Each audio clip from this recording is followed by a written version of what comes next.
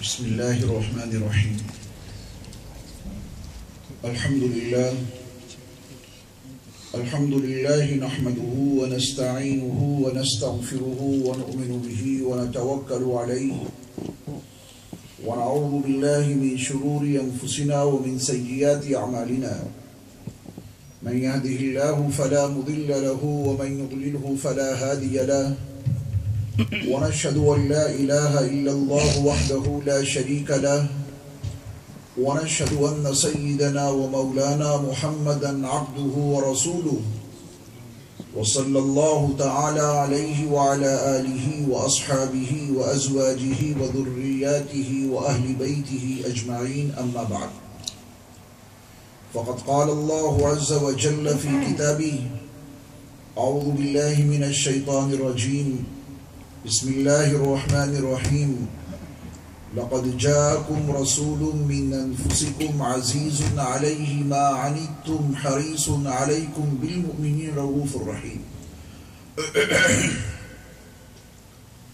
قابل صد احترام علماء اعظام، بزرگان دین، نوجوانان اسلام اور عزیز دوستو، یہ ہماری اور آپ کی سعادت مندی ہے کہ رب کائنات نے ہمیں اور آپ کو اس مبارک اور مقدس محفل میں شریک ہونے کی سعادت عطا فرمائی ہے، جس میں سرور کائنات صلی اللہ علیہ وسلم کا عظیم ذکر مبارک ہو رہا ہے۔ مخدوم العلماء حضرت مولانا قاری تصور الحق مدنی صاحب حفظہ اللہ، جن کے توسط سے آپ جیسے اہل ایمان سے ملاقات کا شرف حاصل ہوتا ہے، اللہ حضرت قاری صاحب کو سلامت رکھے اور خوش رکھے اور آپ کے سائے کو تادیر امت پر قائم رکھے۔ اسی طرح حضرت مولانا محمد اکرم صاحب دامت برکاتہم کا میں ممنون و مشکور ہوں، جن کی دعوت پر یہاں حاضری کا موقع ملا۔ اللہ تعالی ہمارے اور آپ کے اس میں بیٹھنے کو اس رنگ میں قبول فرما لے کہ ہم سب کی مغفرت ہو جائے۔ یہ ہماری اور آپ کی بہت بڑی خوش بختی ہے کہ اللہ تعالیٰ نے ہمیں اور آپ کو اپنے آخری نبی حضرت محمد صلی اللہ علیہ وسلم کی امت میں پیدا فرمایا۔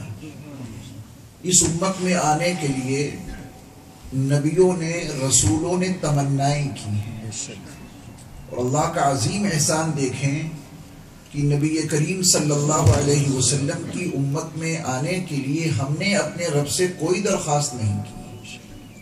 یہ اس کا انتخاب ہے اور یہ اس کا کرم ہے کہ اس نے ہمیں اور آپ کو نبی آخر الزماں سرور کائنات صلی اللہ علیہ وسلم کی امت میں داخل اور شامل فرمایا۔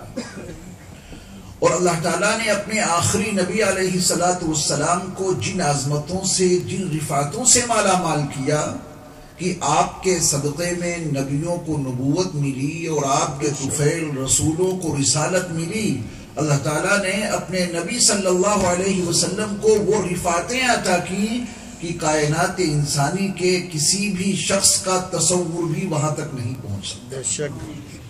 اللہ تعالیٰ نے آپ کو ان مقامات سے نوازا جہاں فرشتوں تک کی رسائی نہیں۔ اللہ تعالیٰ نے اپنے آخری نبی حضرت محمد صلی اللہ علیہ وسلم کی نبوت کو اور آپ کی رسالت کو قیامت تک کے تمام انسانوں کے لیے جاری اور ساری فرمایا، اور ہر دور میں اللہ تعالیٰ نے وہ نشانیاں، وہ عجائبات، وہ مشاہدات اپنے بندوں کے سامنے کرانے کا ایک غیبی نظام قائم کر رکھا ہے کہ جس دور کا جو انسان سرور کائنات صلی اللہ علیہ وسلم کی رسالت اور آپ کی نبوت کو جاننا اور سمجھنا چاہے اور اس کے لیے دلائل اور شواہد کا مطالعہ کرے، تو اس کے دل کو یقین ہو جائے گا کہ واقعتاً اللہ تعالیٰ نے حضرت محمد صلی اللہ علیہ وسلم کو ہی قیامت تک کے تمام انسانوں کے لیے رہبر، رہنما، ہادی، نبی اور رسول بنا کر کے بھیجا۔ آج ہم اور آپ جس دور سے گزر رہے ہیں یہ الحاد کا دور ہے، اور اس الحاد کے دور میں انسانی فکروں کو شکوک و شبہات سے متاثر کرنے کے لیے اور انسانوں کے ذہنوں میں شکوک و شبہات ڈالنے کے لیے نئے نئے طریقے ایجاد کیے جا رہے ہیں۔ اللہ تعالیٰ ہماری اور آپ کی شکوک و شبہات سے مکمل حفاظت فرمائے۔ اگر شکوک و شبہات میں یہ انسان مبتلا ہو گیا، پھر نہ وہ نبی کے مقام کو سمجھ پائے گا، نہ اللہ کی عظمتوں کو، اس کی کبریائی کو یہ جان سکے گا، نہ اسلام کی حقانیت کو سمجھ پائے گا۔ نہایت خفیہ انداز میں، لاشعوری طور پر انسانوں کو، اہل ایمان کو خاص طور پر شکوک و شبہات میں مبتلا کرنے کے لیے اس الحادی دور میں بے پناہ کوششیں ہو رہی ہیں۔ کروڑوں سجدے رب کائنات کو، جس نے ہمیں اور آپ کو اپنے آخری نبی صلی اللہ علیہ وسلم کے ذریعہ جو کتاب ہدایت عطا کی ہے، اس کے مطالعے کے اولین دستور میں یہ لکھا ہے، الف لام میم ذالک الکتاب لا ریب فیہ۔ اگر شکوک و شبہات کے ساتھ اسلام کا مطالعہ کرو گے تو پھر اسلام کے حقائق منکشف نہیں ہوں گے۔ شکوک و شبہات کے ساتھ اگر اپنے نبی علیہ السلام کی عظمتوں کو، ان کی رفعتوں کو جاننے کی کوشش کرو گے تو پھر ان شکوک و شبہات کی بنیاد پر اپنے نبی کی عظمتوں کو بھی نہیں پہچان سکو گے۔ ایک معمولی سے اشکال کی بنیاد پر اپنے نبی کی عظمتوں کا انکار کر بیٹھو گے۔ سرور کائنات صلی اللہ علیہ وسلم کو رب کائنات نے شب معراج میں کیا بلندیاں عطا فرمائی۔ مکہ المکرمہ سے مسجد اقصی اور پھر وہاں سے اللہ کی بارگاہ تک آپ کی رسائی، ایک معمولی سا انسان اس فضا کے حوالے سے ایک مسلمان کو بڑی آسانی کے ساتھ کنفیوز کر دیتا ہے کہ آپ فضا کی بلندی میں جب اوپر جائیں گے، سورج کی شعاعیں آپ کا ساتھ چھوڑ دیں گی۔ سورج کی شعاعوں سے آپ جتنا اوپر جائیں گے تو زمہریر کا حلقہ شروع ہوگا، جو نہایت ٹھنڈا ہے، جہاں پہ آپ کا جہاز پرواز کرتا ہے۔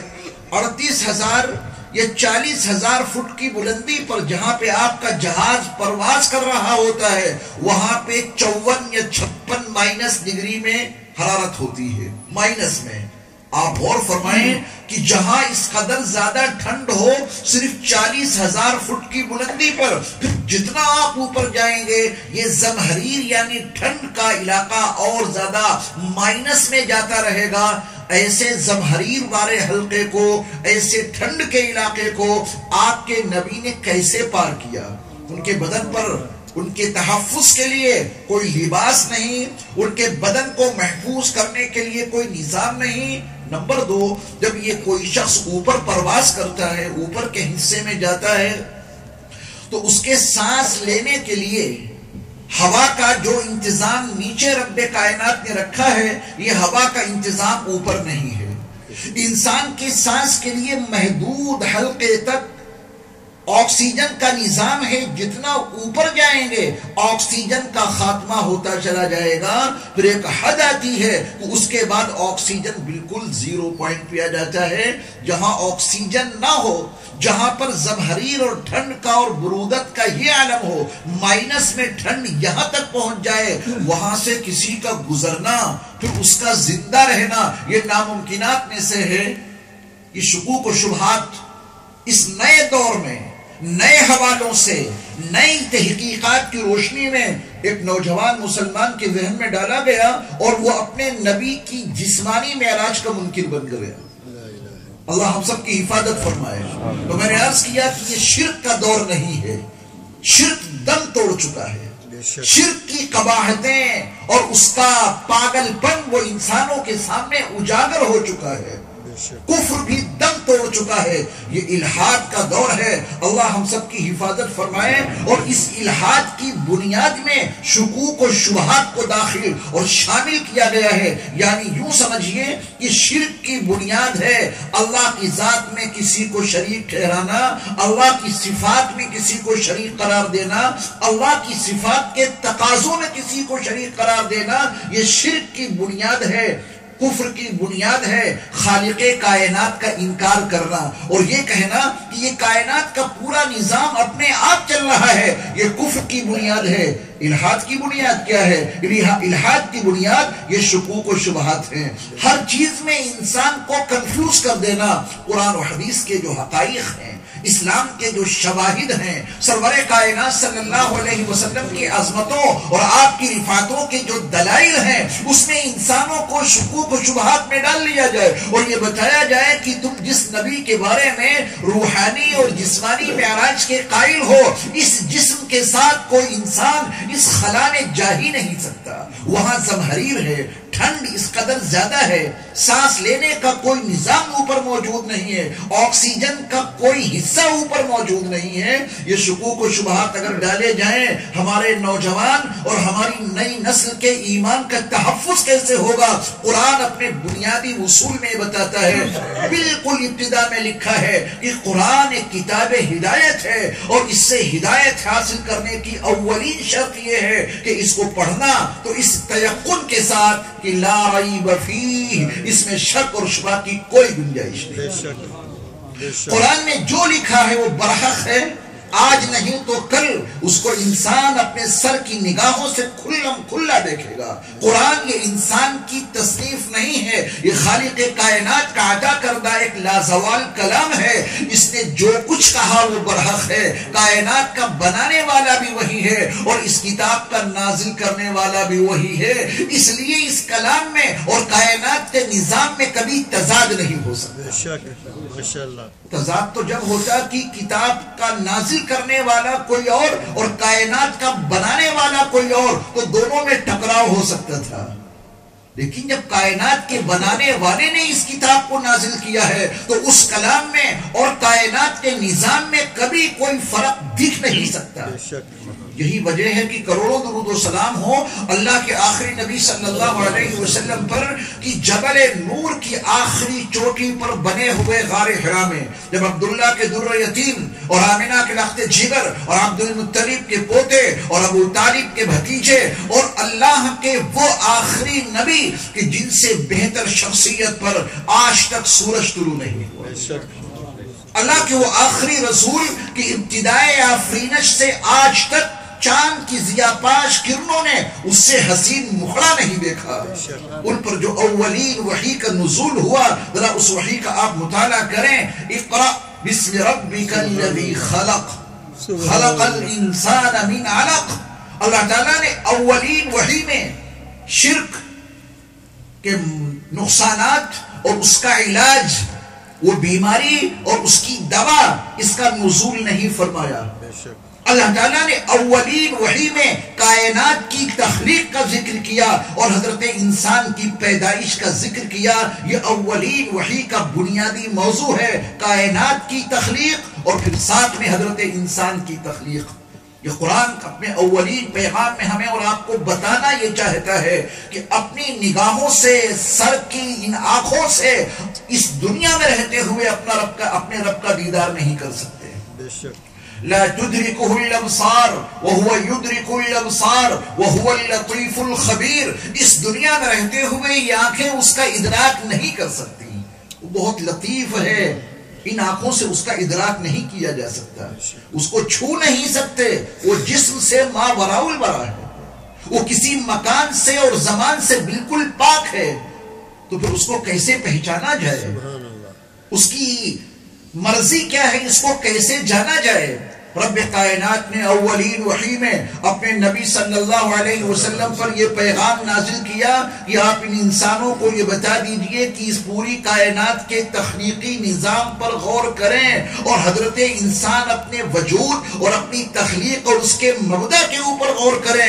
اللہ تعالیٰ کی معرفت آسان ہو جائے گی، اللہ کا پہچاننا آسان ہو جائے گا۔ یہ کائنات کس نے بنائی ہے اور کون اس کے نظام کو چلا رہا ہے؟ جب ہم قرآن کا مطالعہ کرتے ہیں تو قرآن ہمیں یہ پیغام دیتا ہے، الحمدللہ الذی خلق السماوات والارض وجعل الظلمات والنور۔ تمام تعریفیں اسی کے لیے ہیں کہ جس نے آسمانوں کو پیدا کیا، جس نے زمین کی تخلیق کی اور جس نے تاریکیوں کو بنایا اور جس نے روشنی کو بنایا. قرآن نے بتایا کہ ان فی خلق السماوات والارض واختلاف اللیل والنہار لآیات لأولی الالباب. آسمانوں اور زمین کے پیدا کرنے میں، رات اور دن کے اختلاف میں، آنا جانا تو اپنی جگہ پر ہے، اس سے کوئی انکار نہیں کرتا، لیکن ذرا قرآن کے لفظ اختلاف پہ آپ غور فرمائیں کہ قرآن حکیم نے کس جامع انداز میں رات اور دن اور گردش لیل و نہار کا تعارف کرایا ہے. کتنا جامع لفظ ہے، واختلاف اللیل والنہار. رات اور دن کا آنا جانا یہ تو ہر انسان اپنی آنکھوں سے دیکھتا ہے، لیکن مسئلہ ہے اختلاف کا. اختلاف اللیل والنہار کی حقیقت کیا ہے؟ اگر آپ اختلاف کے لفظ کے نظام کو دیکھیں اور پھر پورے جغرافیہ کے اوپر آپ نگاہ دوڑائیں. اللہ تعالیٰ نے اس کرے ارضی کے 3 حصوں پر پانی رکھا ہے. ایک حصے پر خشکی رکھی ہے. وہ خشکی 6 بر اعظم جو آباد ہیں ان کے اندر اللہ نے اس کو تبدیل کیا ہے. ایک آسٹریلیا ہے اور ایک ایشیا ہے اور یورپ ہے اور افریقہ ہے اور شمالی امریکہ اور جنوبی امریکہ. یہ 6 بر اعظم جو آباد